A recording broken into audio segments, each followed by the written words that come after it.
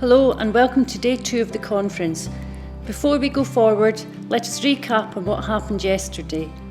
The Scottish Minister for Communities and Local Government, Aileen Campbell, spoke about the commitment of the Scottish Government to community development. And that is why there has been a comprehensive effort across public life to reform what we do. In 2011, the former trade unionist Campbell Christie was commissioned to provide recommendations to guide this process. And in that, he noted that in order to deliver good public services with positive outcomes for people and communities, that we must reform how we work, empower when we can, maximise the impact of our resources, and be strategic in how we achieve our goal of reducing inequalities and preventing them in the first place. Councillor John Alexander, the leader of Dundee City Council, spoke of their commitment to communities. I really, at this stage, want to also pay tribute to our neighbourhood services team who have led on that body of work, who continually lead in supporting community development here in the city and engaging with our communities in a meaningful way and taking their feedback and trying to make the thoughts and views of the population here in Dundee a reality.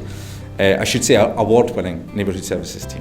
Stuart Murdoch, Director of Leisure and Culture Dundee, spoke about the soul of community development being stimulated by critical thinking about people, place and power. But it's the interaction of people, place and power that reflects the values of a society. And over the next few days we're going to have the opportunity, I think, through the papers that I've seen and the abstracts I've read, to question those relationships and to reevaluate them against our own practice. While Professor Greg Lloyd talked about the legacy of Patrick Geddes to the City of Dundee. Margaret Ledwith spoke about the need for community development practitioners to create a counter-narrative to the destructive forces of neoliberalism. And I want to emphasise this because we've been pretty hopeless at developing critique of our political context, and I have to level that at you. We have simply not been good enough. But critique itself is not enough. You have to have a story to replace the dominant story. There is no way we have come up with anything that is as compelling as the neoliberal story. And we have to do that. We have to look at constructing a counter-narrative, because facts and figures and critique just simply don't engage people. Darren Loke McGarvey, weaving stories from his experiences of poverty and disadvantaged, challenged the concept of social mobility. Social mobility is dead. The final nail in the coffin came in the spring of 2019, confirming what anyone who has been paying attention already knows in their gut.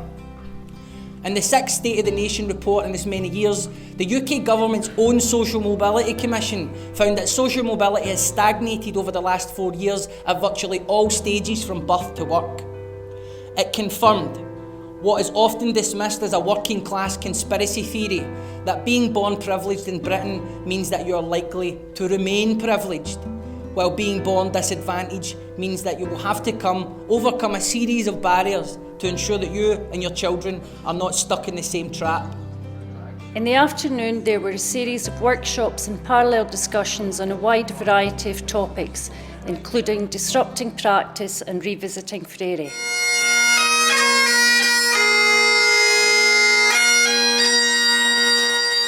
As with all good conferences, the social is as important as the formal, and the day finished with a concert exploring the contemporary songs of Scotland.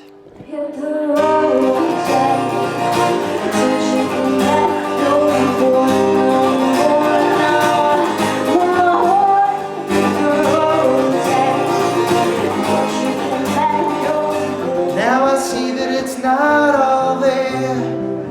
My ideas are riddled with insecurity.